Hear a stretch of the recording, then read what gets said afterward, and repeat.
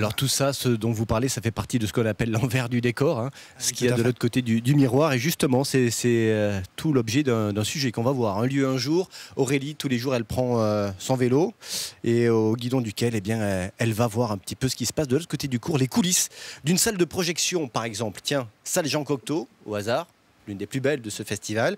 Et ça se passe de l'autre côté du trottoir, d'ici à la Maison de la Culture. Aurélie. Bonjour Jérôme, le festival va bientôt fermer ses portes et donc j'ai décidé de venir au cœur du festival, à la Maison de la Culture.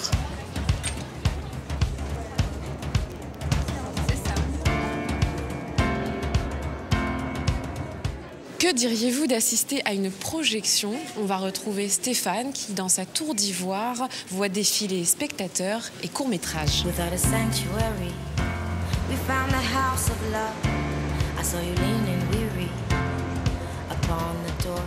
Bonjour Stéphane. Bonjour. Vous pouvez nous expliquer ce que vous faites ici? Oui, je suis projectionniste pour le festival. Et en fait, notre métier consiste à retranscrire le film tel que le réalisateur l'a vu. Donc on doit tout mettre en œuvre pour qu'au point de vue image et son, ça corresponde à des normes bien précises, celles voulues par le réalisateur. Donc là, vous êtes plutôt bien placé, tout en haut, vous voyez un peu les courts-métrages. Non, on n'est pas très bien placé. Non, il faut être dans la salle pour bien apprécier.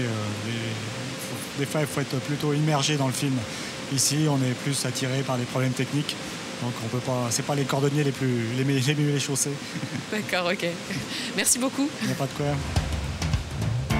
There was no rush in the air, so I stopped to touch your shoulder.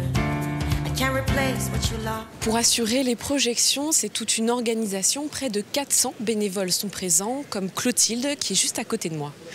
Bonjour Clotilde. Bonjour. Alors vous pouvez nous expliquer un petit peu votre travail pendant la semaine du festival? Oui, alors moi je suis volante. Ce qu'on appelle les volantes en fait font un petit peu le relais entre les bénévoles qui font toutes les entrées, qui déchirent les tickets, qui comptent les badges, etc. et les responsables de site. Voilà. Du coup, nous on fait un petit peu le tour des gens, on fait le tour des salles, on explique un peu les consignes aux bénévoles. C'est toute une organisation du coup. Oui, c'est pas un peu frustrant de ne pas pouvoir assister au final Non, parce qu'en fait on est vraiment plongé dans l'ambiance, on est dans le bain assez vite.